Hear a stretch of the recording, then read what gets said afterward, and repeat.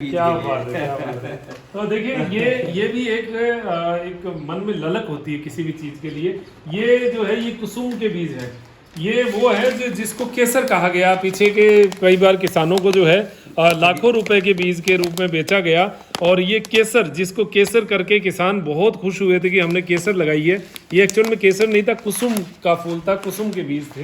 ये पिछली बार इन्होंने हमें बताया। ये देखिए वन तुलसी का सीड है, वन तुलसी, जिसको हम अपने राजस्थानी भाषा में बावची बोलते हैं। बावची, हाँ, अपने जी। राजस्थानी भाषा में बावची। अच्छा, बावची जिसको दही में डाल के पेट ठंडक के लिए हाँ, लिया जी, जाता वही, है। वही। जी, ये बावची है। भिगोते ही ये फूल दही को एकदम फुला के ऐसा कर देगी, मतलब बहुत चिकना बना देगी। जी, ये पेट की सफाई, पेट की ठंडक के लिए काम आती है बावची।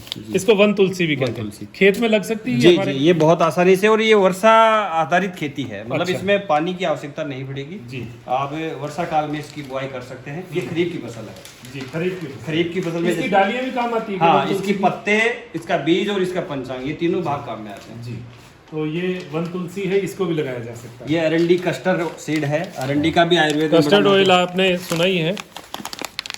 ये अरंडी का बीज है। अरंडी तो लगती है ज़्यादातर क्षेत्रों में। ये कलौंजी है। कलौंजी, ये कलौंजी जो कि सर्वविदित है। कलौंजी से अचार में डाली जाती है। इसके कई और सब्जियों में भी काम में सब्जियों लेते में हैं। भी काम में ली जाती है। जी। इसके अलावा आप देखिए, ये कोंच है। कोंच। कोंच दो तरह की बाजार में उपलब्ध है। हम्म, एक काली कोंच और एक सफेद कोंच। हम्म, ये मैं आपको दोनों तरह की कोंच दिखाना चाहूंगा।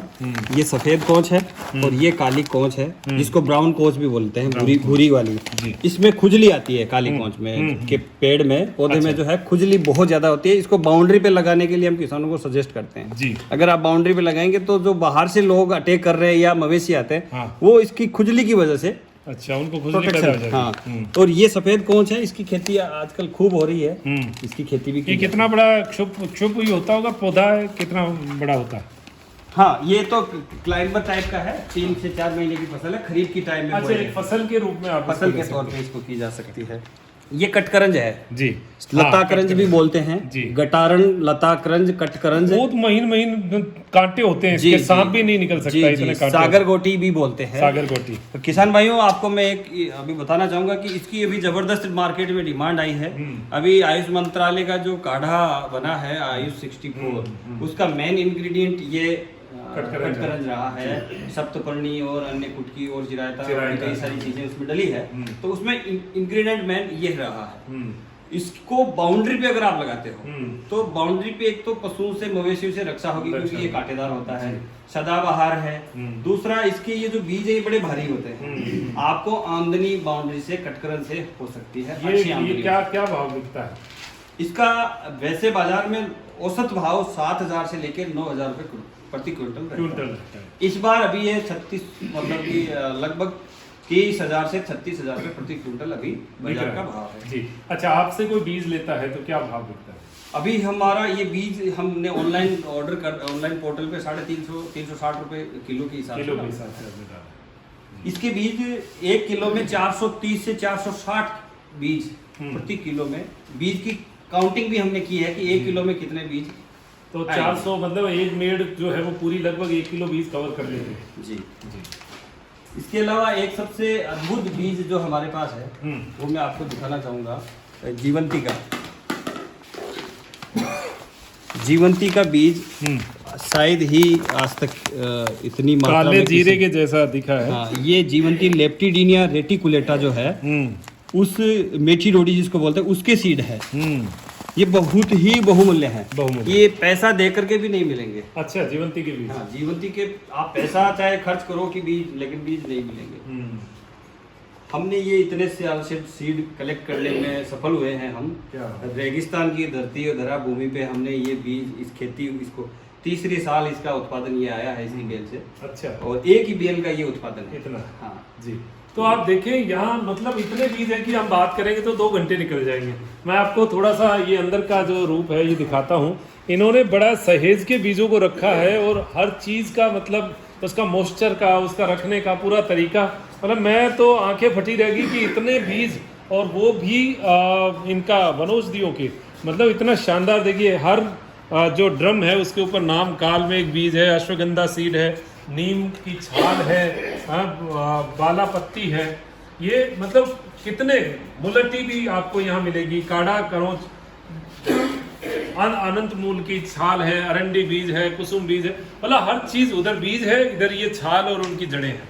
सर्पगंधा के बीज हैं, सर्पगंधा जिससे मतलब एक व्यक्ति को जो है पागलपन में ऐसी दवाई जो है इससे बनती है। तो देखिए अनिद्रा की समस्याओं में सर्पगंधा को जो है वैद्य काम में लेते हैं।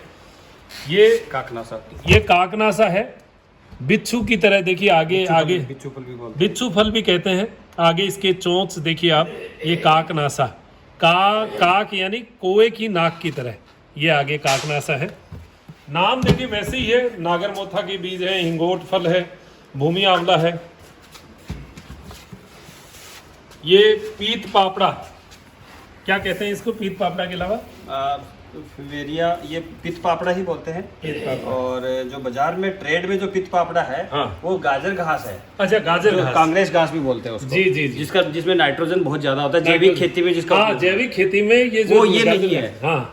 वो गाजर घास वो जो जिसको कांग्रेस घास बोलते हैं। अच्छा अच्छा, वो है उससे ये बिल्कुल अलग है, मिलती जुलती है। हाँ। और आपको बताऊं मनोज जी, ये ट्रेड में ओरिजिनल पित पापड़ा नहीं आ रहा। अच्छा, जो भी फार्मेशन ले रहे हैं, हाँ। वो कांग्रेस घास ही ले रही है। अच्छा, ट्रेडर उसको उसकी मिलती जुलती होने की वजह से ये उसमें मिलावट का काम कर रहे हैं। जी, जो कि कांग्रेस घास अपने आप में एक स्लो पॉइजन है, उसका उपयोग नहीं करना चाहिए। जी जी। ओरिजिनल गाजर घास, पित पापड़ा जब बहुतायत मात्रा में है, कलेक्टर्स को प्रमोट किया जाए, किसानों को प्रमोट किया जाए कि ये जो रबी की फसल में उगता है, गेहूं की फसल में, तो क्यों ना उसको कलेक्ट करके और उसको इकट्ठा किया जाए और ओरिजिनल पित पापड़ा को फार्मेशन तक पहुंचाया जाए। जी, तो ये सारा कलेक्शन हम आपको दिखा रहे हैं। ये मूल बात दिखाने का ये है कि आप ये ना समझें कि बीज जो है वो हमें नहीं मिलेगा।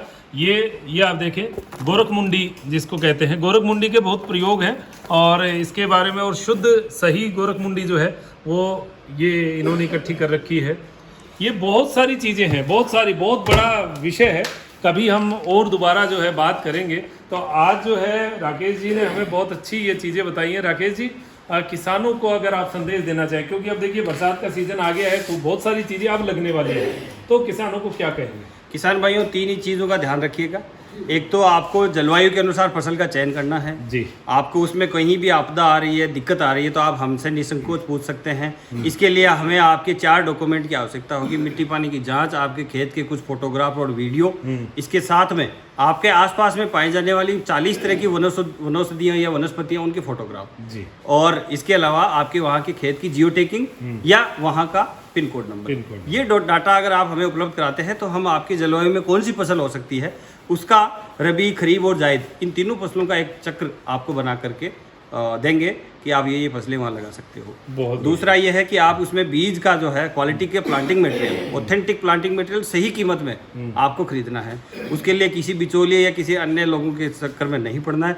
एक चीज़ ध्यान रखना है, आप खेती करते हो तो बीज को संरक्षण जरूर करें। अगर आप जैसे किसान भाई संरक्षित नहीं करते तो आज ये जो हमारा जखीरा ये जो बना है, जितने सारे बीज आज हमारे पास है, ये आप ही किसान भाइयों की द्वारा कलेक्ट किए गए हैं। तो आप भी इसमें अपनी भूमिका निभाएं, सही क्वालिटी का बीज वापस रिप्रोड्यूस करके अगले साल उगाने वाले किसानों के लिए उत्पादन जरूर करें। जी, तो ये देखिए, ये बहुत अच्छा संदेश है और ये किसानों की जो है आय को कई गुना करने वाले संदेश हैं। हमारे साथ यहाँ दौलत जी भाई साहब हैं, हमारे साथ ही आए हैं और ये मेडिसिनल जो खेती है, जो इस प्रकार के कार्य हैं, इनमें इनकी बहुत रुचि रहती है। भाई साहब, कैसा लगा आपने ये विजिट किया है और इस विषय में आप कार्य करना चाहते हैं? देखो मनोज जी, मेरे को अभी जो अपने कोरोना महामारी जो पूरे विश्व में फैली कोविड-19 के नाम से, इसमें आयुर्वेद की औषधियों के द्वारा कोरोना से अपने आप को इम्यूनिटी सिस्टम बढ़ाकर जो जिन्होंने अपना उपचार किया, उससे मैं बड़ा प्रभावित हुआ। और आपसे ही जानकारी मिली कि राकेश जी चौधरी अपने राजपुरा कुचामन सिटी के हैं और उन्होंने अपना ये विनायक हर्बल के नाम से और बहुत बड़ा उन्होंने एक संस्थान खड़ा कर रखा है। इसमें इतनी तरह की औषधियाँ और इतने तरह के बीज देखकर मैं हतप्रद हुआ और मुझे बहुत अच्छा लगा। राकेश जी अपने क्षेत्र में बहुत माहिर हैं, इनको इतना ज्ञान है, नेशनल मेडिसिनल प्लांट बोर्ड के मेंबर रहे हैं तो इनसे सीखने को भी आज बहुत कुछ मिला। आगे इसमें किसान भाइयों के लिए अपने क्या कर सकते हैं इसका मोटिवेशन भी हमें मिला। जी, बहुत सही बात कह रहे हैं। तो राकेश जी आपका बहुत बहुत धन्यवाद, तुलसी भाई साहब बहुत बहुत धन्यवाद, आपने बड़ी अच्छी बात कही है। और यहाँ आकर वाकई में हमें लगा कि किसान जो है वो परंपरागत खेती के अलावा बहुत कुछ कर सकता है और ये जो लाभ है वो जीवन में अपना कमा सकता है। तो आप थोड़ा जागरूक होइए, अपने खेत की कोई जगह देखिए कि वहाँ पर मेडिसिनल प्लांट का क्या काम कर सकते हैं और अपने आप को मजबूत बनाइए। दीजिए इजाज़त मुझे डॉक्टर मनोज योगाचार्य को, मेरे साथी दिव्यांशु के साथ त्रिनेत्र टीवी के लिए नमस्कार।